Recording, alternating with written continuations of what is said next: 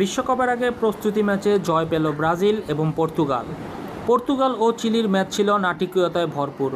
দুই দলের দুইজনই লাল কার্ড দেখে 10 জনে নেমে আসে ম্যাচে গঞ্জালো গেদেস ও ব্রুনো ফার্নান্দেসের গোলে 2-1 ব্যবধানে জয় পায় পর্তুগাল।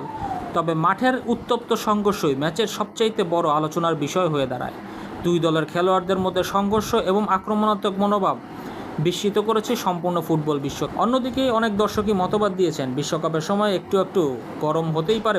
5 বারের বিশ্ব চ্যাম্পিয়ন ব্রাজিল মুখোমুখি হয়েছিল মিশরের। ম্যাচের 7 নম্বর মিনিটেই গোল করে ব্রাজিলকে এগিয়ে দিয়েছেন ব্রুনো গিমারেজ। তবে ম্যাচের 11 মিনিটে মোস্তফা জিকো গোল করে সমতা ফেরান ম্যাচে। 45 মিনিট সমতায় থাকলেও দ্বিতীয়ার্ধে এনরিকের দুর্দান্ত গোলে 2-1 ব্যবধানে জয় নিশ্চিত করে ফেলে সেলেসাওরা। সম্পূর্ণ ম্যাচে ডমিনেট ছিল দেখার মতো ব্রাজিলের, তবে মিশরও খারাপ খেলেনি। বিশ্বকাপের আগেই জয় পেল 2 ইউরোপ ও দক্ষিণ আমেরিকার শক্তিশালী দল। এখন দেখার বিষয় এই ফর্ম তারা মূল আসরে ধরে রাখতে পারে কি না। আজকের ভিডিও পর্যন্ত। ভিডিও ভালো লাগলে দ্রুত ভিডিওতে একটি লাইক দিবেন এবং আপনি যদি নতুন হয়ে থাকেন তাহলে অবশ্যই চ্যানেলটি সাবস্ক্রাইব করার অনুরোধ থাকবে। ধন্যবাদ।